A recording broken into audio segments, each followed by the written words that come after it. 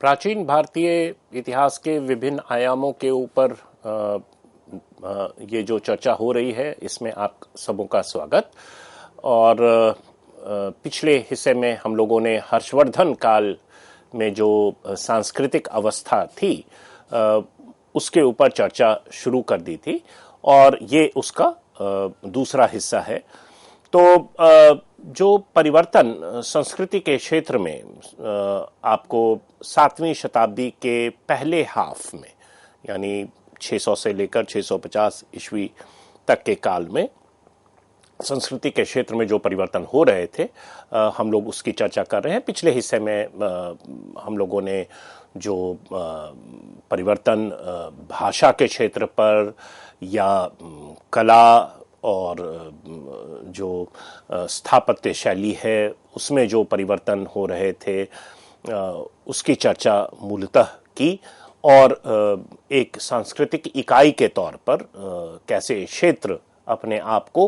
प्रबल तरीके से अभिव्यक्त कर रहे हैं अपने विशिष्ट नामों के द्वारा, बंगाल के तौर पर, उड़ीसा के तौर पर, महाराष्ट्र के तौर पर, गुजरात के तौर पर, राजस्थान के तौर पर। तो इन सबों की चर्चा हम लोग पहले हिस्से में कर चुके हैं। उसके जो राजनीतिक कारण थे, उसके सांस्कृतिक कारण थे, उसके प्रमाण हमें कहाँ कहाँ से मिलते हैं, इन सभी चीज़ों के चर्चा करने के पश्चात इस हिस्से में जो हमारा फोकस होगा वो धर्म के दृष्टिकोण से जो मूलतः संस्कृति का एक आयाम है, संस्कृति का एक महत्वपूर्ण आयाम है। तो धर्म के क्षेत्र में जो परिवर्तन हमें देखने को मिल रहे हैं और धर्म के क्षेत्र में जो परिवर्तन होते हैं वो किसी घटनाओं से नहीं होते हैं, वरन एक लंबी अवधि में आ रहे परिवर्तन के प्रतिफल के तौर पर हमें दिखने लगते हैं। और वो कैसे अपनी अभिव्यक्ति रीति रिवाजों से हो रहा है या देवी देवताओं के विभिन्न किस्म के द्वारा हो रहा है, कैसे एक दूसरे देवी देवता को इंटर रिलेटेड एक Pantheon of gods and goddesses के तौर पर हम देख सकते हैं, क्या उसमें एक सेंस ऑफ हायरार्की भी हम देख सकते हैं, उनके स्टेचर में, उनके पावर में, उनके प्रभाव में। तो इन सभी चीज़ों की चर्चा हम लोग इस हिस्से में करेंगे। तो जैसा कि मैंने आपको इस चर्चा के पहले हिस्से में बताया था कि कला और स्थापत्य में क्षेत्रीयता का प्रभाव काफ़ी प्रभावी तरीके से हमें इस समय देखने को मिलता है। और आप कह सकते हैं कि जो क्षेत्रीय अभिव्यक्ति है वो क्षेत्रीय चेतना का प्रतिफल हो सकता है, वो क्षेत्रीय मनोविज्ञान का प्रतिफल हो सकता है। परंतु अगर बड़े कैनवस में देखें, बड़े हिस्टोरिकल कैनवस में देखें, क्योंकि प्राचीन भारत में जो कला और स्थापत्य की अभिव्यक्ति थी उससे तुलना कर 7वीं शताब्दी में जो नई अभिव्यक्तियां हो रही हैं कला और स्थापत्य में, उसको अगर उस दृष्टिकोण से देखें तो आप कह सकते हैं कि एक लोकलाइजेशन, एक संकीर्णता का पुट भी हमें देखने को मिलता है, जो कि एक बिगर डिस्कशन जो हम लोग क्षेत्रीयता के दृष्टिकोण से कर रहे हैं उससे इसका तारतम्य है, उससे आप उस फ्रेम में इसे देख सकते हैं। तो यहाँ आप देखेंगे कि जो समकालीन सामाजिक सेंसिबिलिटीज हैं, जिसे मोटे तौर पर हम फ्यूडल या आप कहें सामंतवादी सेंसिबिलिटी के तौर पर भी समझ सकते हैं। और हम लोग पहले यह चर्चा कर चुके हैं कि सामंतवादी सेंसिबिलिटी में हायरार्की बहुत इंपॉर्टेंट होता है, चीज़ों को पदानुक्रम प्रस्तुत किया जाता है या अभिव्यक्त किया जाता है। पहले के डिस्कशन में हम लोगों ने देखा था कि कैसे समकालीन स्रोतों में, जैसे मान लीजिए किसी के पास बड़ा घर है, तो ऐसा मान लिया जाता था कि अगर आपके पास संसाधन ज़्यादा हैं तो आपका घर बड़ा होगा, और उसी ढंग से उसकी घरों की साइज की हायरार्की प्रस्तुत की जाती थी। और अब गुप्तोत्तर काल में जो घरों के साइज की अभिव्यक्ति की गई है वह केवल आपके संसाधन से नहीं, बल्कि आपकी जो प्रशासनिक पद पर आप हैं, तो अगर उसमें एक सेंस ऑफ हायरार्की है तो उसी के अनुरूप घरों को भी वैसे ही प्रस्तुत किया गया है। तो मोटे तौर पर हम उसी सेंसिबिलिटी की बात कर रहे हैं। और मंदिरों और मूर्तियों में भी अगर देवत्व को समझने की कोशिश करें, जो धार्मिक जो सेंसिबिलिटीज हैं उसको समझने की कोशिश करें, या जो मूर्तियों की बनावट, जिसे आप कह सकते हैं आइकोनोग्राफी देखें, या अरेंजमेंट ऑफ आइडल्स देखें, साइज ऑफ आइडल्स देखें, मंदिरों की बनावट देखें, तो उसमें समकालीन समाज की जो सामंतवादी अभिव्यक्ति है वो हमें देखने को मिलता है। अब जैसे सामंतवादी राजनीति और समाज में एक बड़ा सामंत होता है जो कि आप कह सकते हैं कि सम्राट है, राजा है, और उसके अधीन कई छोटे छोटे सामंत भी होते हैं। वो अपने डोमेन में इंडिपेंडेंट होते हैं, ऑटोनोमस होते हैं, परंतु उनका एक आश्रय की स्थिति बड़े सामंत के ऊपर भी होता है, और बड़ा सामंत एक छोटे सामंत के साथ एक व्यक्तिगत उनका एक कनेक्शन भी होता है, उनकी एक ऑब्लिगेटरी रोल होती है। तो ये जो सामाजिक ताना बाना है सामंतवाद का, लगभग उसी किस्म की अभिव्यक्ति आप समकालीन देवी देवता और उनके रिलेशनशिप में भी देख सकते हैं। विष्णु, शिव, दुर्गा प्राइम डीटी के तौर पर उभर रहे हैं समकालीन पुराणों में। ये देवी देवता पहले उतने महत्वपूर्ण नहीं थे, परंतु इस समय वो सेंट्रल डीटीज हैं मंदिरों में। और इनके अलावा विष्णु, शिव और दुर्गा से जुड़े कई अन्य छोटे देवी देवतागण भी उनकी मूर्तियां हैं, और मंदिरों में उनका जगह दिया गया है या पुराणों में उनका उल्लेख है। और कई ऐसे समुदाय हैं जिनके इष्ट देवता छोटे देवी देवता हैं, परंतु उनका एक बड़े वैदिक pantheon of gods and goddesses से भी संबंध है। तो ये जो नया ताना बाना आपको देवत्व में, मूर्तियों में, मंदिरों के बनावट में देखने को मिलता है, वो उस समय की सामाजिक जो अवस्था थी, सामंतवादी सेंसिबिलिटीज थी, उससे इतर नहीं है। और एक इतिहासकार के तौर पर हमें इन चीजों की समझ भी होनी चाहिए। और ऐसा केवल हिंदू देवी देवताओं में नहीं हो रहा है, वरन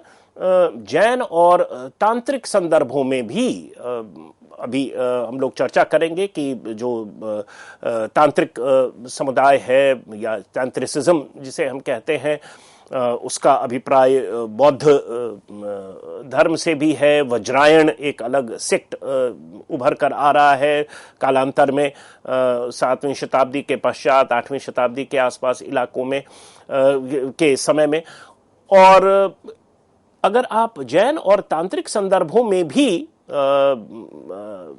अगर डिटेल्स को देखें तो वहां भी चीजें पदानुक्रम अभिव्यक्त होती दिखती हैं। अब जैसे जैन संदर्भ में आचार्य का अभिषेक हो रहा है, तो आचार्य का अभिषेक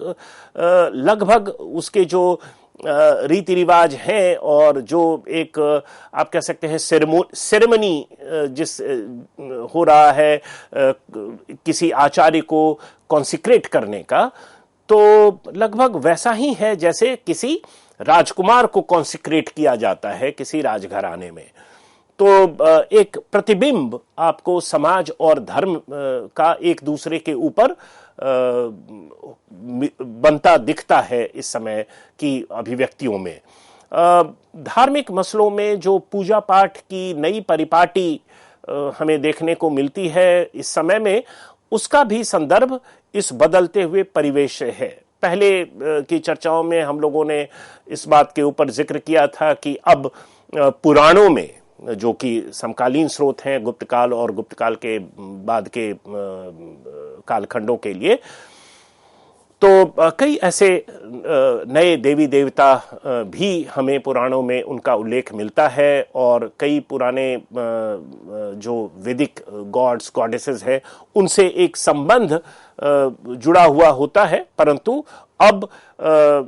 जो जिस परिपाटी से धार्मिक अनुष्ठान किए जा रहे थे वैदिक काल में, या आप कह सकते हैं 6ठी शताब्दी के पश्चात उपनिषद के काल में, या उसके बाद के काल में मौर्य काल में,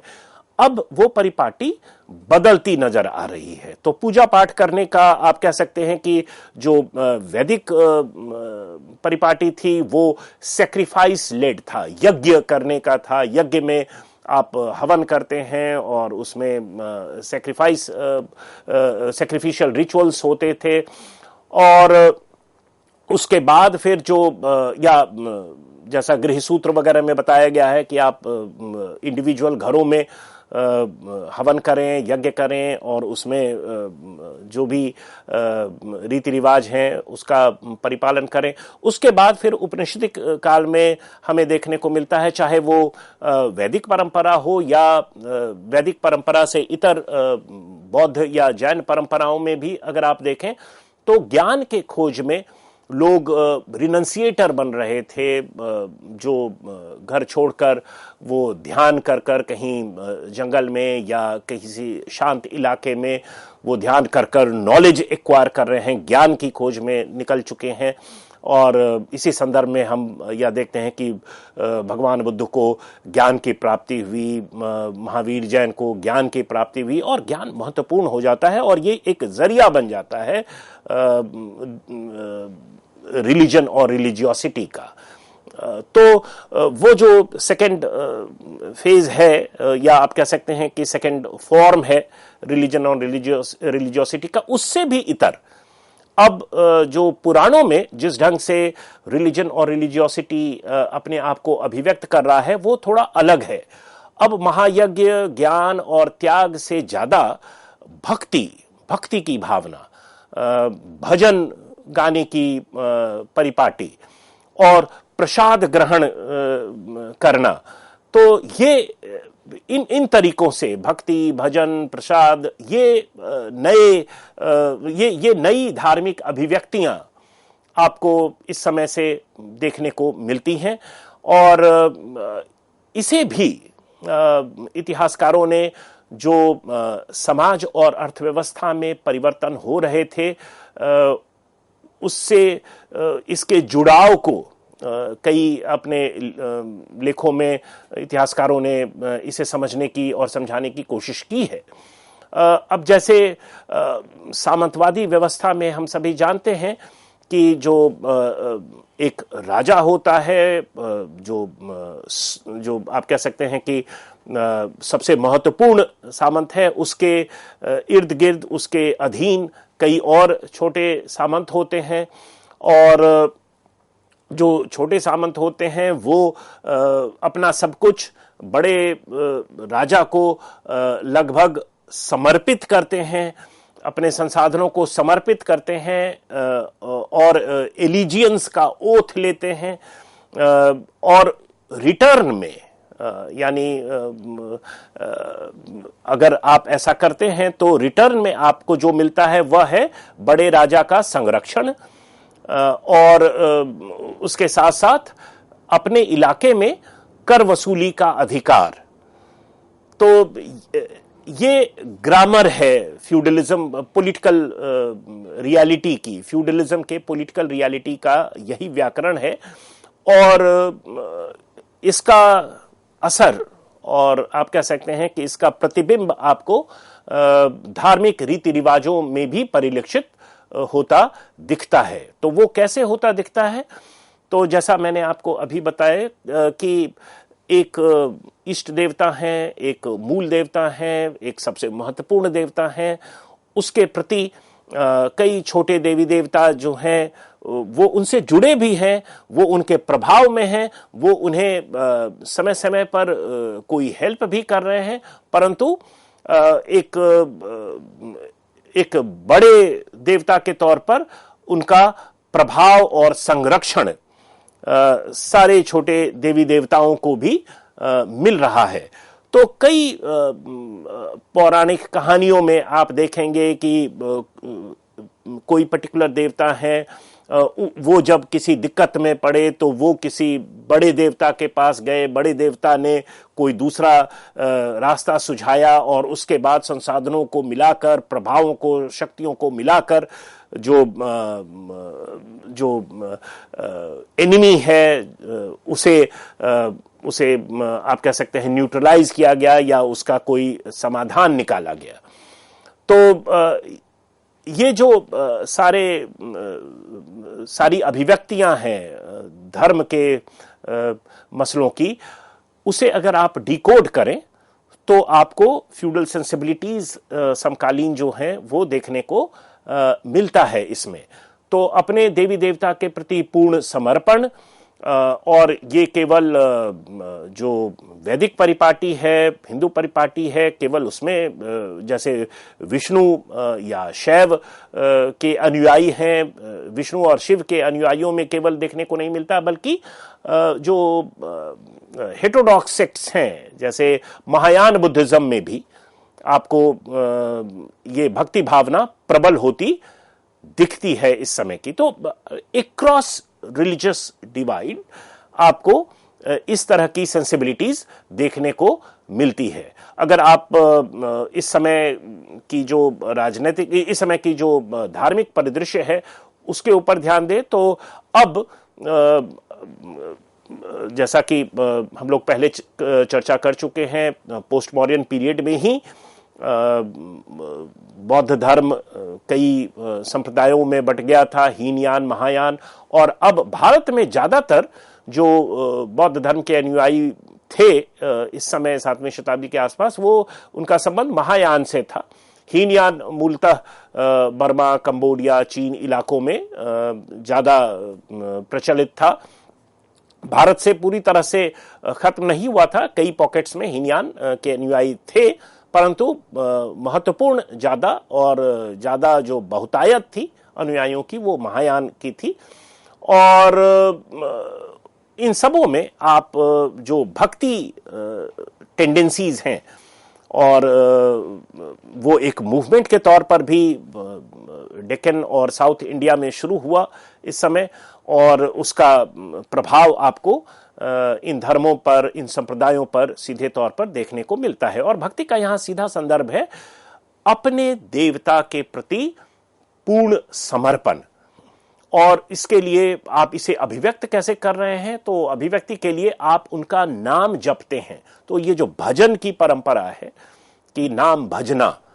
तो ये भी इसी समय संभवतः पौराणिक काल में और 7वीं शताब्दी, 8वीं शताब्दी में प्रबल होता दिखता है। इसके पहले अगर आप वैदिक काल को देखें या उपनिषदिक काल को देखें या उसके बाद के काल को देखें, तो भगवान का नाम जपना और भगवान के नाम को जप कर भगवान को याद नहीं किया जाता था। ये परिपाटी इसी समय जन्म ले रही है और प्रबल होती जा रही है, और इसका सीधा संदर्भ भक्ति भावना से है। और भक्ति एक महत्वपूर्ण कंपोनेंट बन गया, एक मीडियम बन गया, जिसके एक माध्यम बना जिससे आप अपनी धार्मिक अभिव्यक्ति कर सकते हैं। और भक्ति की ये रिक्वायरमेंट है कि आपके और आपके देवता के बीच में कोई मध्यस्थ वर्ग की जरूरत भी नहीं है। तो एक आप कह सकते हैं कि एक इंडिविजुअलाइज्ड,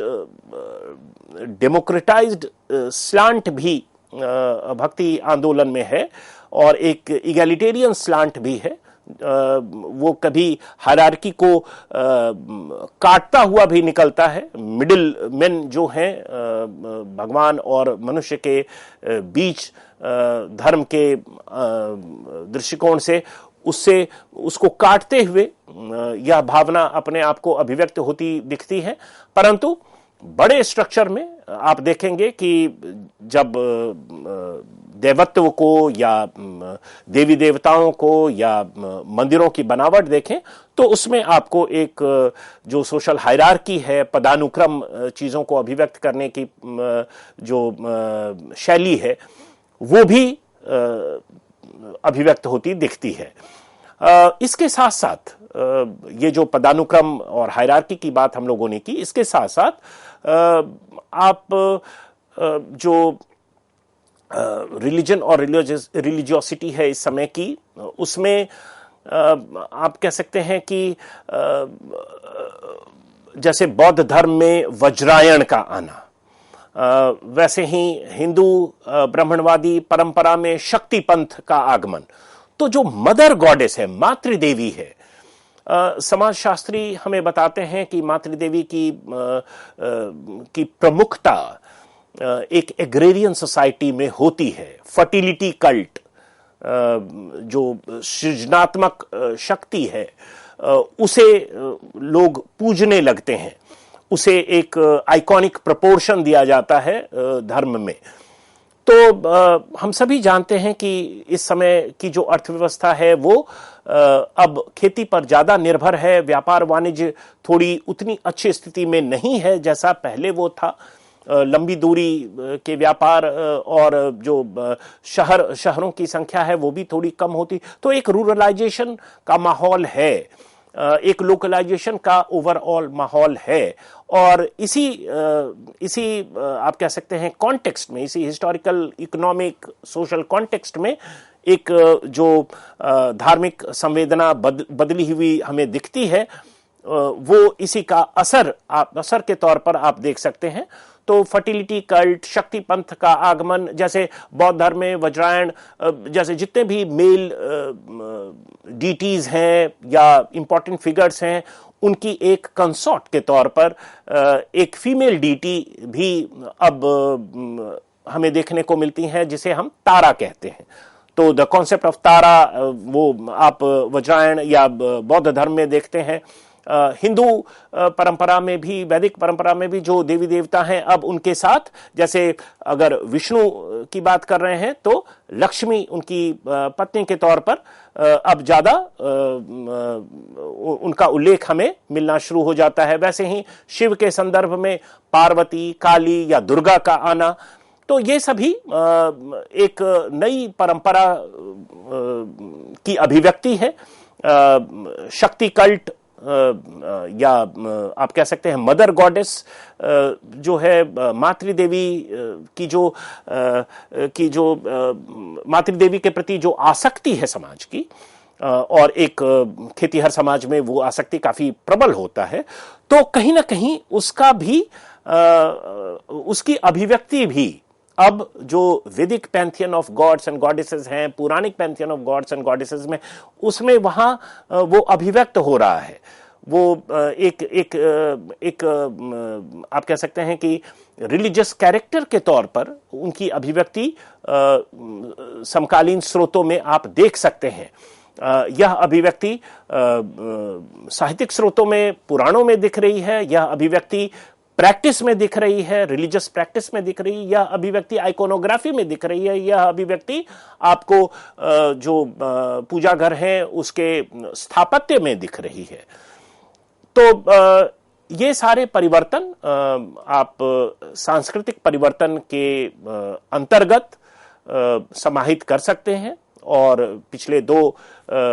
लेक्चर्स में हम लोगों ने जो हर्षवर्धन का काल है 7वीं शताब्दी के पहले हिस्से, पहले हाफ का, उसमें संस्कृति के अंदर जो धर्म, निष्ठा, कला शैली, स्थापत्य, भाषा,